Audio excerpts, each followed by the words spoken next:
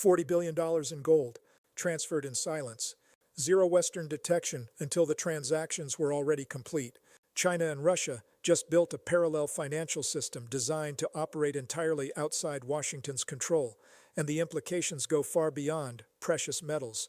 The consequence is already showing up in ways most Americans don't connect. The dollar's share of global foreign exchange reserves dropped to 58.4% in the fourth quarter of 2023, down from 73% 2 decades ago. Every percentage point that shifts away from dollar dominance makes American debt more expensive to service, inflation harder to control, and economic sanctions less effective as a foreign policy tool. Your purchasing power, your interest rates, your ability to influence global events, all of it depends on a system that's being deliberately dismantled one gold bar at a time. This channel runs on no corporate funding, no government backing, and no advertising pressure telling us what to leave out. If this kind of analysis matters to you, the kind that goes where mainstream outlets won't, hit subscribe and turn on notifications. What happens next in this alliance will determine whether the dollar remains the world's reserve currency or becomes just another option among many. Let me show you exactly what happened. In March 2023, China and Russia finalized what they're calling a comprehensive strategic partnership on commodity settlements.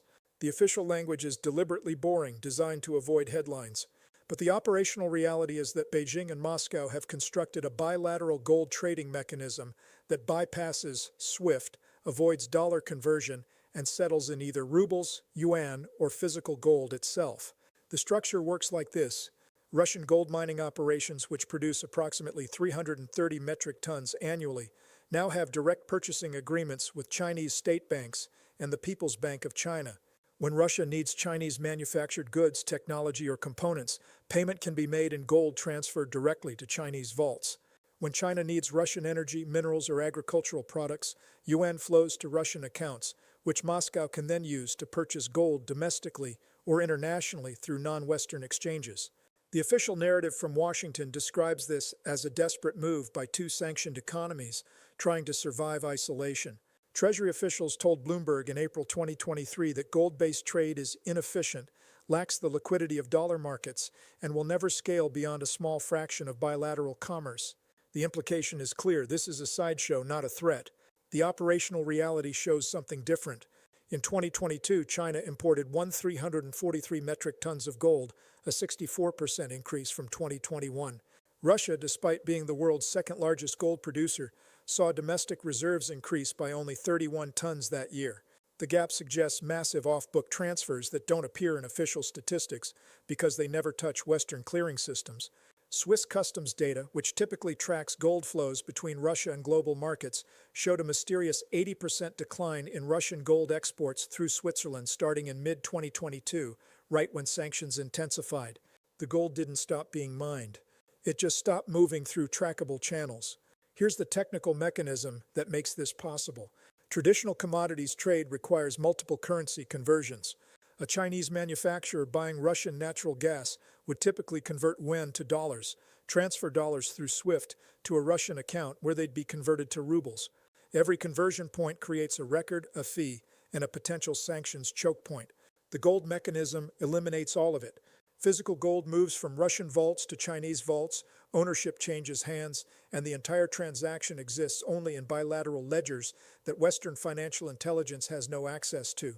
The London Bullion Market Association, which sets global standards for gold trading, operates on a system of chain of custody documentation. Every gold bar has a unique serial number, every transfer is logged, every vault is audited. But that system only works if all parties participate voluntarily.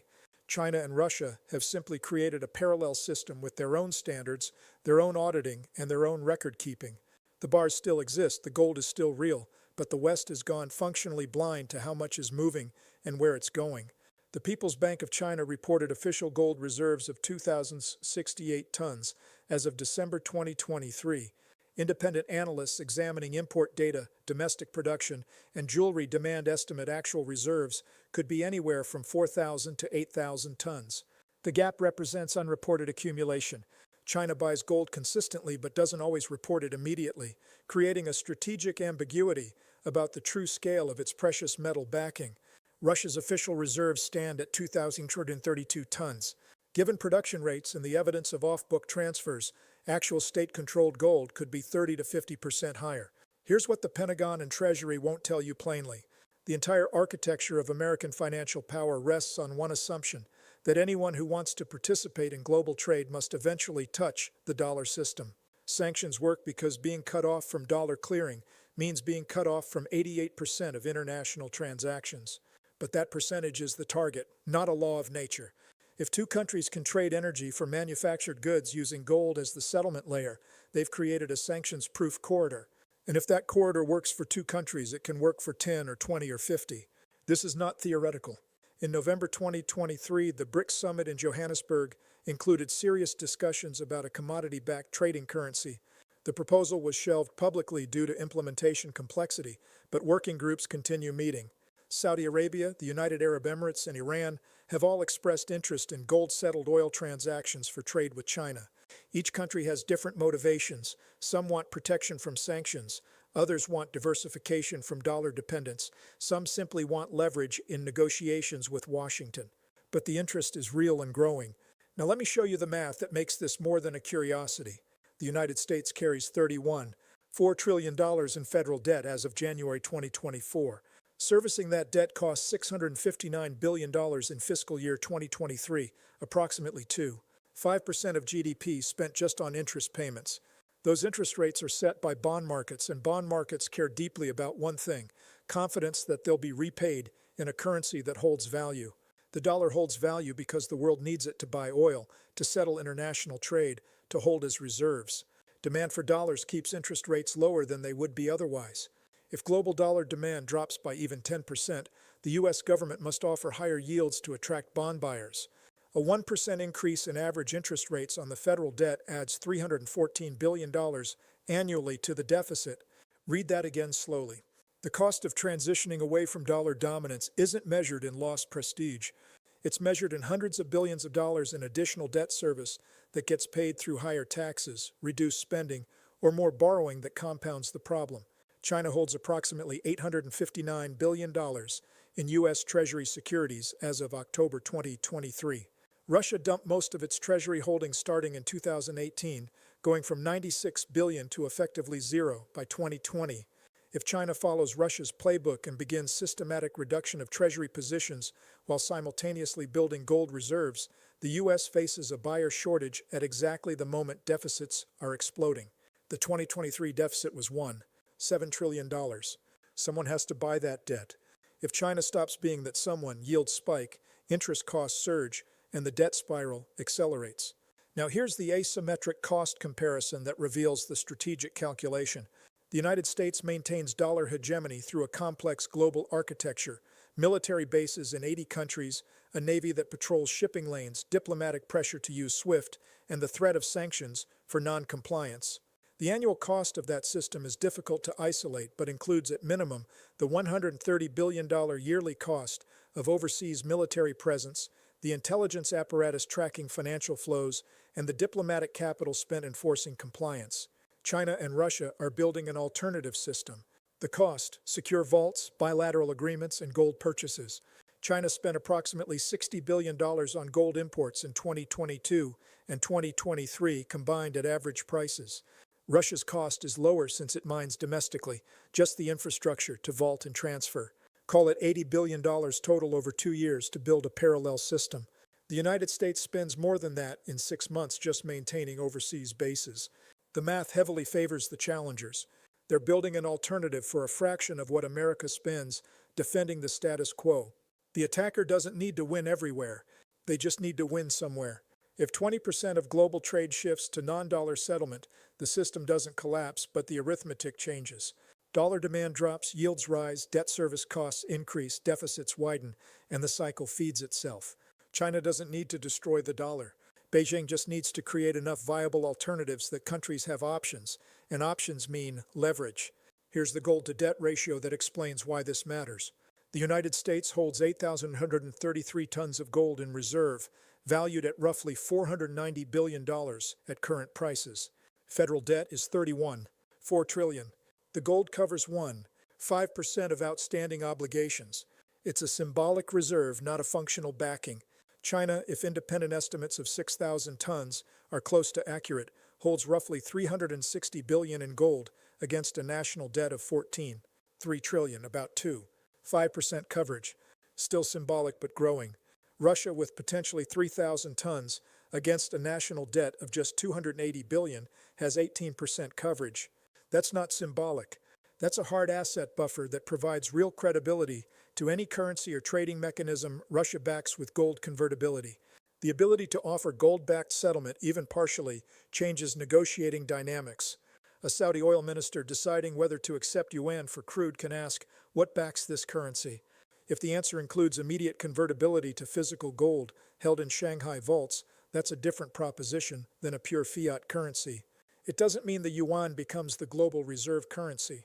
It means the yuan becomes a viable option for specific transactions, and options are what break monopolies. Now pull back from the immediate mechanics and look at the geopolitical chessboard. This gold alliance is happening against a backdrop of systematic de-dollarization, moves across multiple fronts. In February 2023, Russia and Iran agreed to link their banking systems and settle trade in rubles and rials, cutting the dollar out entirely. In March 2023, China brokered a diplomatic breakthrough between Saudi Arabia and Iran, two countries that had severed relations in 2016. The agreement included provisions for future economic cooperation, and while details remain private, energy analysts expect yuan-denominated oil sales to be part of the package. In June 2023, the Shanghai Cooperation Organization expanded to include Iran as a full member, joining China, Russia, India, Pakistan, and 4 Central Asian states. The combined population is 2 billion people, 40% of humanity. The combined GDP is approximately $23 trillion, nearly 30% of global output. The official statements talk about security cooperation and counterterrorism. The subtext is economic integration that reduces dependence on Western financial systems. The BRICS coalition, which added Saudi Arabia, UAE, Egypt, Ethiopia, and Argentina as members effective January 2024, now represents 37% of global GDP measured by purchasing power parity. The original purpose was vague multilateral cooperation. The current direction is concrete infrastructure for non-dollar trade. The new development bank, headquartered in Shanghai, now issues bonds in yuan and local currencies. Project financing for ports, railways, and energy infrastructure across Africa, South America, and Asia is increasingly denominated in currencies other than dollars. Each project creates bilateral trade relationships where dollar settlement is optional, not required. China's Belt and Road Initiative has committed over $1 trillion to infrastructure development across 150 countries. The projects create physical connectivity, roads, ports, power plants, telecommunications networks, but they also create financial connectivity. When a Chinese state construction firm builds a port in Pakistan financed by Chinese development banks using Chinese equipment, the entire value chain operates in yuan. The port then services trade routes where Chinese goods move to African and Middle Eastern markets. Every container that moves through that system is a transaction that doesn't need dollar conversion. Russia, meanwhile, is leveraging energy as its primary instrument. Europe still needs natural gas, even as it tries to reduce dependence. Asia's growing economies need oil and coal. Russia has spent the last 18 months building payment mechanisms with India, China, Turkey, and UAE that settle in rupees, yuan, lira, and dirhams. The Power of Siberia pipeline delivers 38 billion cubic meters of natural gas annually to China, with payments in yuan. The Arctic LNG projects are being financed by Chinese banks and will deliver to Asian markets with non-dollar settlements. Each energy contract that bypasses the dollar is permanent infrastructure for de-dollarization. The strategic calculation from Beijing and Moscow is clear. The United States uses financial architecture as a weapon. Sanctions on Russia froze $300 billion in foreign currency reserves overnight. Sanctions on Iran cut the country off from international banking. The threat of secondary sanctions forces even non-American companies to comply or lose access to dollar clearing. The lesson absorbed by governments worldwide is that holding dollar reserves and using the dollar system creates a vulnerability that Washington will exploit whenever interests diverge. The logical response is to build alternatives before you need them. The American response has been to dismiss these efforts as economically inefficient. Treasury Secretary Janet Yellen said in April 2023 that the dollar's dominance is based on deep liquid markets and the rule of law, advantages that can't be replicated. That's true, but it's also incomplete. The dollar's dominance is based on those factors plus network effects. Everyone uses dollars because everyone else uses dollars. But network effects can shift. If enough countries build bilateral alternatives that collectively cover 30 or 40% of their trade, the dollar is still dominant, but it's no longer indispensable. And indispensability is what gives Washington the power to sanction without consequence. Every government watching this calculates risk differently. Some see opportunity. Saudi Arabia, which has pegged the rial to the dollar since 1986, is now openly discussing yuan oil sales. The motivation isn't ideological alignment with Beijing. It's leverage with Washington.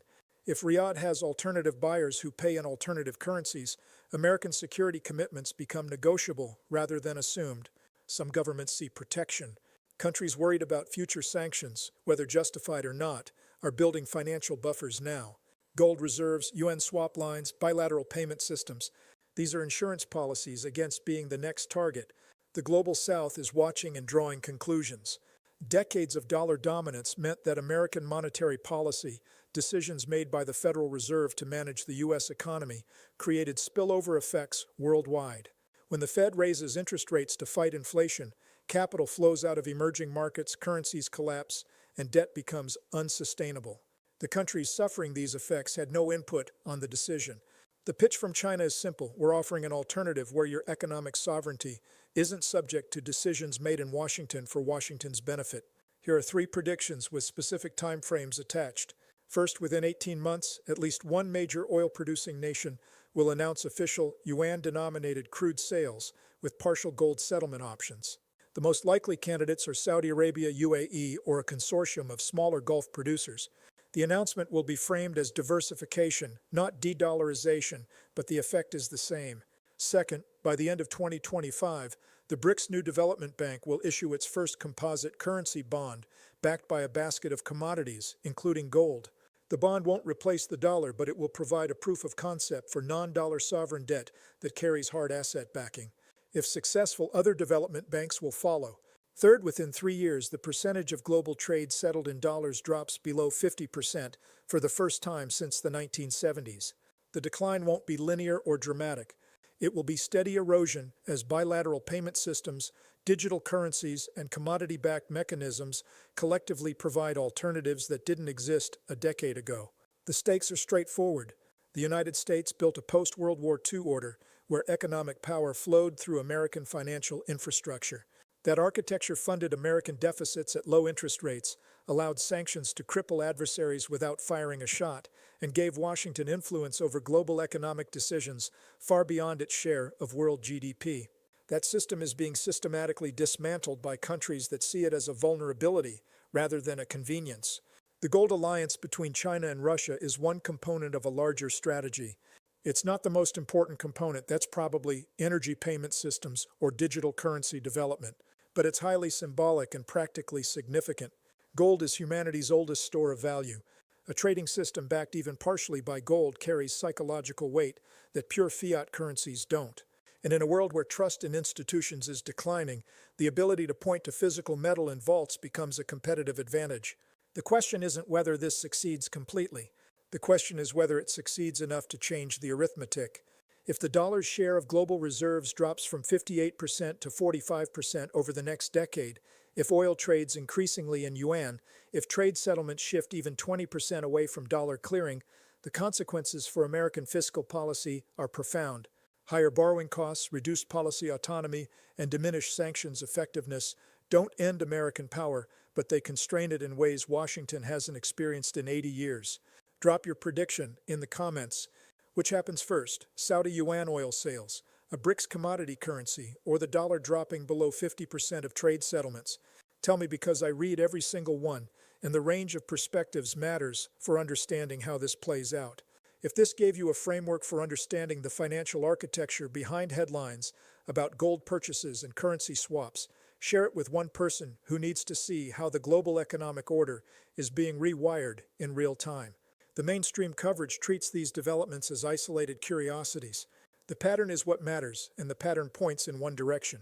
The next video examines something that didn't make headlines but should have, a quiet agreement signed in September 2023 that creates the legal framework for what we just discussed to scale. Subscribe so you're there when it lands.